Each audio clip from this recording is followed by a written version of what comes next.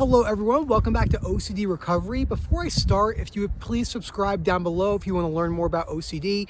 There's always videos being uploaded, especially with the new channel.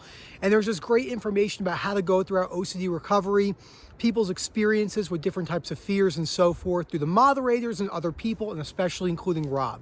So right now I'm at Garden of the Gods. It's a state park I went to quite frequently when I was really suffering from depersonalization and somatic OCD. I'm sorry if it's a little windy, it's actually quite chilly today. So what I wanted to do is I wanted to make a video discussing my journey with OCD to date and what I've realized to work for me and what I haven't realized. It's not going to be specifically about my main fears, which is somatic OCD, but also just the other things I've gone through, not really accepting myself for who I am. I struggle with body dysmorphia for the last 15 years. I didn't even think it was body dysmorphia. So where do I begin? Most of you have probably watched my videos on somatic OCD before. So around July of 2019, I developed bilateral tinnitus. Well, I developed my left ear first and then my right ear. It was really bad. I slept probably an hour or two a day for about 3 months. I was suffering with severe exhaustion, going to the back end of my doctoral program to get my doctorate in chiropractor school.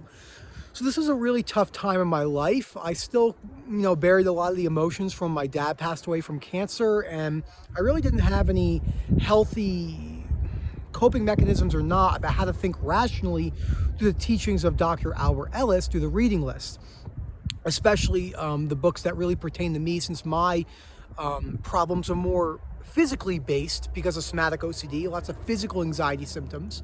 So Claire Weeks' book and Paul David's book, and especially How to Stubbornly Refuse. There's a reason why that book is #1, because knowing how to dispute irrational beliefs will really just teeter down into the other books as well. That way you can read those books and apply the methodologies from the first book. So I was driving and I was thinking about some random thought, and I was highly anxious because of national boards, and it stuck.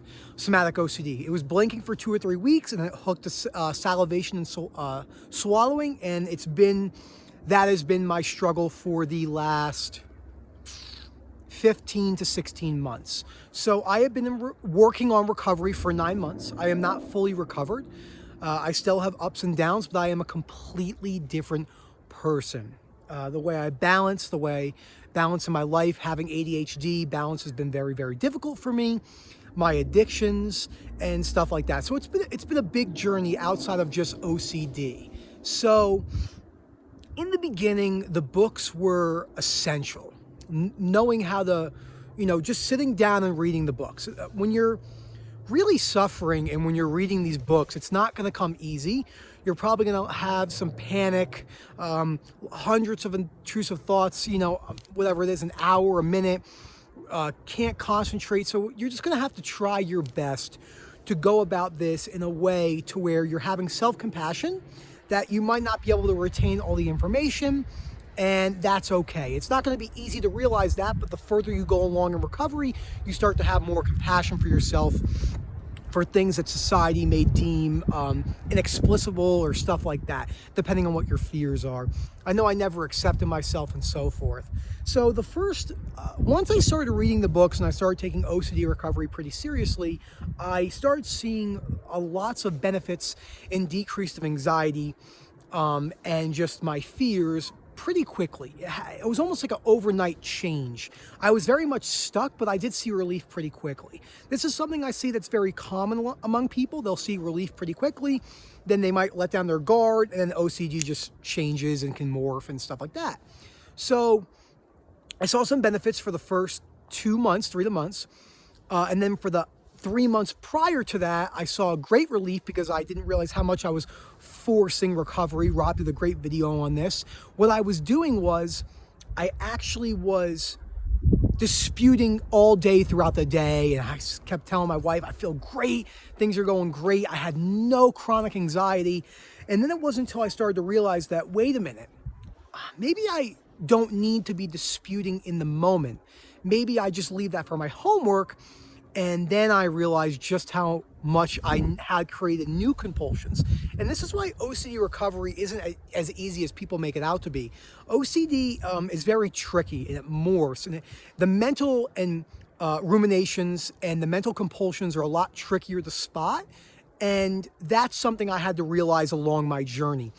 I didn't really have a lot of physical outward compulsions. My biggest compulsion was playing video games. I was playing up to 80 hours a week. I had no symptoms whatsoever when I was playing. I was lost in the world of video games. I also have a highly addictive personality. So, very much overuse of caffeine, very much overuse of video games and stuff like that. So that was a huge problem in my life that I had to cut out. All of this would not be necessary, would have not really happened if I wouldn't have made the decision to put recovery as the forefront in my life. Now, when I say forefront in my life, I'm not trying to make it the only thing in my life, but it has to be something that is a top awareness. And while going throughout your life, in your job and your exercise and stuff like that. So about 6 months into my recovery, I realized that I was in a good spot. I definitely was a lot better than I was 6 months ago, but I was forcing recovery. So I took a different approach. Now, before I go any further, this is something that has lots of value in life. A lot of people will do something for a long time, and then in their mind, they tell themselves they can't change, or they're afraid to go through a new approach. And they're in life, you're going to have to change directions multiple times. It's going to be uncomfortable. Maybe you've been doing something for a year that was working great, but now it's not working anymore. This isn't just OCD recovery. This is multiple aspects of life. And it's not going to come easy. So I had to make that change.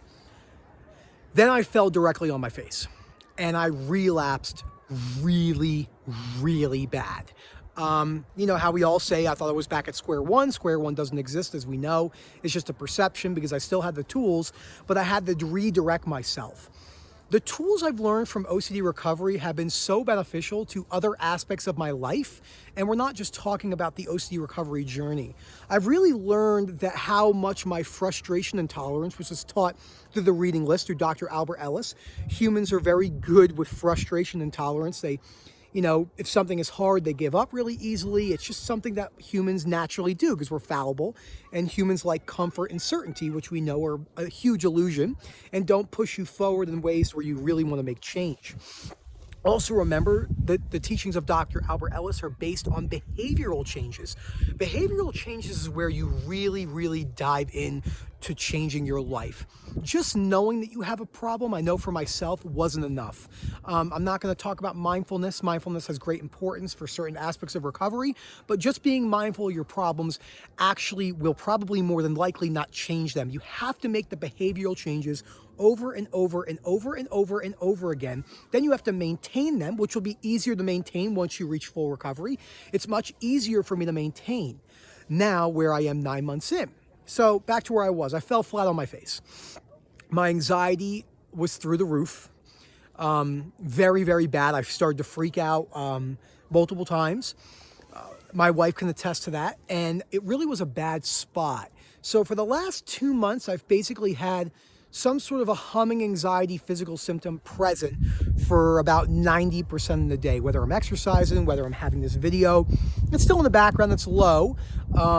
My fears are starting to go down more and more in my perceptions because I'm realizing the reality of even if I was stuck where I am right now for the rest of my life, I definitely wouldn't like it. The reality is if I keep working, more than likely I will keep changing, but if for some reason I never do, it's not the end of the world. And I haven't fully accepted that yet, but I'm getting better at accepting that by, not forcing it. So, change from no anxiety and more chronic, say intrusive thoughts and chronic sensations to not really any anxiety and felt like I was maybe recovered to falling back on my face because I realized how much I was forcing recovery and just created all these mental ruminations and compulsions. And for somatic OCD, a lot of us, the main is avoidance. We like to avoid. And then on top of that, we have a lot of mental compulsions of rumination. So the internal thermometer that Rob talks about, a lot of OCD people do this in general, but we'll just be consistently gauging just, do I feel better today than I did yesterday? A couple things I've gotten really good with balance, and even though it's not, comfortable still, I limit myself to 1 to 2 cups of coffee a day. I would say for most people, if your anxiety is really, really high, you more than likely want to cut out caffeine in the beginning until you're further along. Gone now does not mean gone forever. And as we suffer from OCD, you know, we like to think black and white. Majority of people think black and white, but because we have a disorder, we tend to think very black and white. So, oh, I can't have a coffee now, so I can't have coffee for the rest of my life. And that's just not true.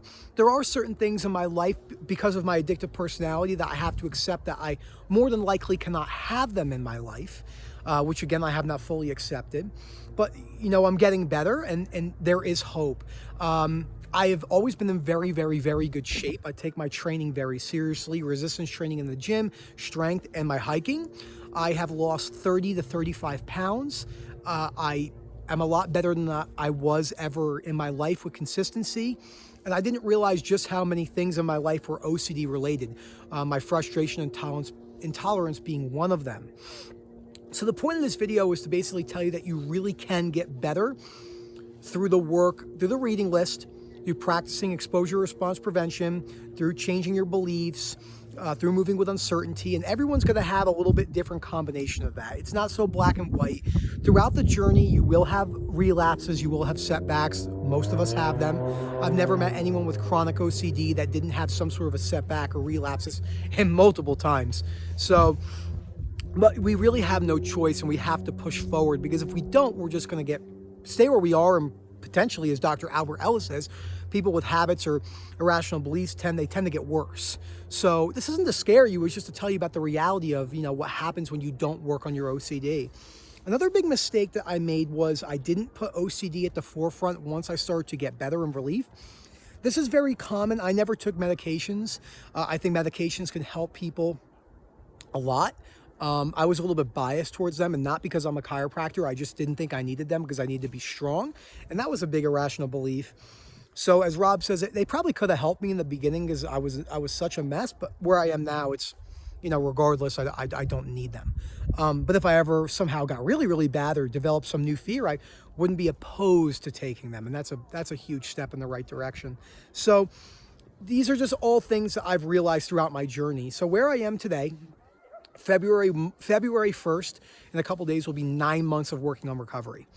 My rational thinking is, I'm nowhere like I was.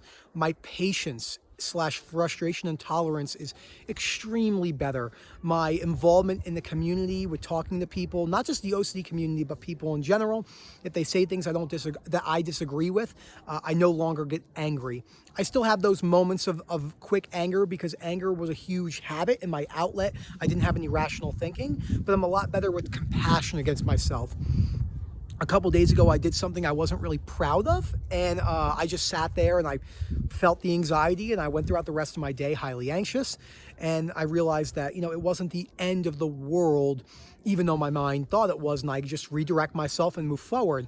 And remember, Dr. Albert Ellis in his reading list talks about we have, you know, primary problems, secondary and tertiary problems. So if you have secondary and tertiary problems, that tertiary problem, say being really having self-pity or beating down on yourself, it's going to be a lot harder to change your original fear or your problem, because you're approaching it in a manner where, you know, it's much more difficult. So having that self-compassion was a huge point in my life, to where I realized that, wow, you know, even if I make mistakes that I deem terrible, it's not the end of the world. And that was a huge thing too. So even though somatic OCD was my main fear, my OCD is much, much deeper than that. I also have extreme ADHD, so that's something I have to take into account too. And that's just the way I am. So again, doesn't mean I can't, you know, work on balance or concentration, but I can also accept there's time throughout the day where I get a little bit distracted or use my phone a little bit more than I want to, because I was holding these very rigid, like, you must only use your phone certain times during the day. And in the beginning of OCD recovery, it is beneficial to really cut things out that can become compulsive until you learn the tools that are provided through the reading list, and then move forward. So I hope you guys enjoyed this video. Again, I'm just in this really, really, really, really pretty place. You could just, I'll move it around. You know, I don't know if you could see the mountains real quick. We'll kind of turn it to, yeah, see that in the background? How cool is that? So it's a really, really great place. I like coming here, like I said, because I had such bad depersonalization that when I was here, I didn't even realize I was here. I just was suffering so bad. And now I'm in such a better place. I could almost cry about it. So you can get better. Thank you so much for listening. And I hope you guys have a terrific day.